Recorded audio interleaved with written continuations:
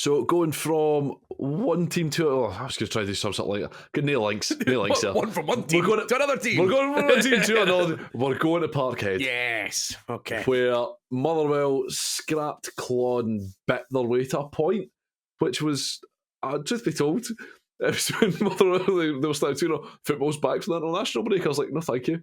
No interest in that. Don't really want to do that anymore. Had my fun at the start of the season. Not so fun anymore. Nonetheless, Stuart Kettlewell's boys turned it around to grab a point, which in the end, I would argue we were entirely deserving of as well. Like, absolutely fine. Celtic were stinking. I think we, just before the international break, I think all of us had kind of looked at Celtic and gone, they look like they've finally got themselves around to Rodgers. They've got players back. Players are coming back from injury after the international break. There were more bodies there. But here we are, post-international break, still chucking on Mikey Johnson, hoping that something happens. I don't think Celtic have anything to worry about, simply on the basis that Rangers, and we'll come to them, aren't very good. But I don't think you're going to enjoy it very much. I don't think there's going to be any great pleasure out of this season, other than once you get to the end being like, okay, we've got 2 trophies probably. That's something, I suppose. But they're fucking not good. And given that they have overwhelmingly the majority of players that they had last season, which was just exciting. It's fun to turn up and watch your team go up and scud people, but even if they're not scudding people, just being exciting playing football. This team is not that. This team isn't that. I don't think this team will be that. I don't think Rodgers is going to take the handbrake off to let them go and do that. They're just fucking boring. And again, as always, when teams like Motherwell go to Parkhead and get a point, there's any number of boys willing to tell you that, this Motherwell just turned out to not play football. Fucking correct. Absolutely correct. That's how what Celtic have to deal with. That is the whole point. And if they don't do it, that means they've played poorly. Maybe fucking learn something from it and don't lose every game in Europe 3-0 or 6-0. Either way, just maybe take a learning from that opportunity there. Because it's not the first time. It's not like this. I mean, we've had it at Easter Road. They had it at Fir Park when the first time round, where they got away with it. See, they ones they're really good at the time if you're a Celtic fan, because it did look class the end of that game. But it's paper over cracks, because it happens in such a dramatic way that you do just forget the other 90 minutes were pretty turgid. Obviously, they've done this against St Johnstone at Parkhead. So you're talking St Johnstone and Motherwell over the last period. Like some of the worst, like not good teams. Yeah. And like St Johnstone was like one of the only points they fucking got, and that's really, really galling if you're Celtic. And it just doesn't seem like they don't seem to have the sequences. They did have an Ange Postecoglou, and it just seems they don't seem to press as hard. When I watch them, it's not as intense. When you play them, you do feel like you get a bit of a rest against them in periods, which never ever happened under Ange Postecoglou. No, and it's that sort of, it was the kind of relentlessness of that, and it always kind of tickled me a little bit that it got to basically the hour mark of every Postecoglou game, and he took off the 2 central midfielders because they were absolutely done in. Which, like, as a whole part, like, we're going to build a squad where we have guys that can play for an hour and then get replaced with 2 other guys to keep it going for the last half an hour. Like, if you can make 5 substitutes, why would you not do that? It makes absolutely perfect sense. And yeah, as I say, just not a thrilling Celtic side, and particularly with the goal that they lost as well. Like, Motherwell obviously conceded to the second penalty we given away. Absolutely, for what it's worth, absolutely no complaints on either penalty from me. Like, the first one, Mugabe's really unlucky because he does the right thing in terms of getting in the right place. It just takes like an awkward ricochet, and he just goes lunge to try and win the ball, and it fine, clumsy, but not the worst decision he's made this season. And it won't be. I don't know. No, the one at Livingston is by a distance the worst decision he's made this season. And then the second one as well, like, I can't get my head around what Butcher's thinking about. And again, we'll come on to this a little bit when we get to the Aberdeen game as well. But like, Mikey Johnson is number 1, Mikey Johnson.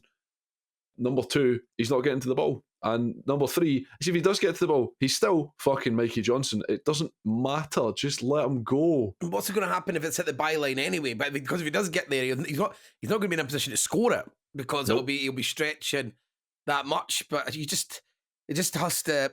This could be I really don't want to talk like this. It could be the good part of VAR could be that this can kill the peeling back in the box. I say that's the good part, but I've got a bit of the opinion of you is that the physical and the shit bit of football is something that I kind of quite like at time to time. I also have some thoughts on this generally as well, and we'll get on when we get to the Aberdeen game as well, but nonetheless.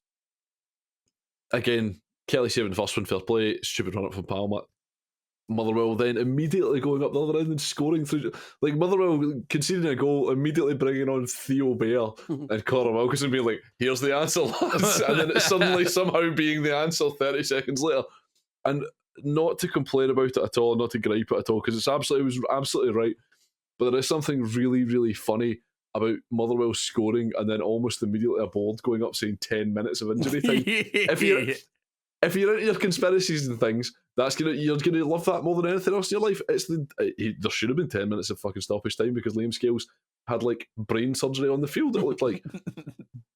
But it was just as a purely visual moment, very fucking funny. Really, really fucking funny. So I mean, so if you're looking at this, if you go back to the Celtic team, Taylor is, I mean, this is again not the first time it's been mentioned. He's having a poor season. Should have been put off in this game as well. Yeah, like he's having a poor season this season. Then when you're looking at him and Ralston, and the fullbacks become quite important, especially with Palmer, who looks like a good player, but he's not quick. And he doesn't want to go on the outside. He wants to come inside the tight, yeah. and that's fine. Again, the wide players do different things. I'm not saying, but if he's doing that, and it's sort of like taking away the thing that Taylor was doing last season, where he was coming out of midfield a lot. He's not doing that under Rodgers, which again is fair enough. I'm not saying that every team should be doing inverted fullbacks or anything like that. But it's if Taylor probably prefers to do that than be the guy that goes on the outside all the time. It's like it's one of those that maybe it's went from having a manager who actually discovered how to make you the best player you can probably be with your attributes, to somebody now under a manager who takes that away from you, and then the player in front of you doesn't suit you whatsoever. It's such a, it just shows like football. It's so quick. There is no time. You're never standing still as a player, because I mean, you wouldn't have been surprised if Taylor got a move or something off the back of how good he was playing. He was like a really key component for Celtic, but he still might, because I think I spoke to this about with Amy on a pod, that because he's shown that he can do that inverted fullback role really well, someone might fancy it, because there's only so many players that have sort of got that proof already that they can do it.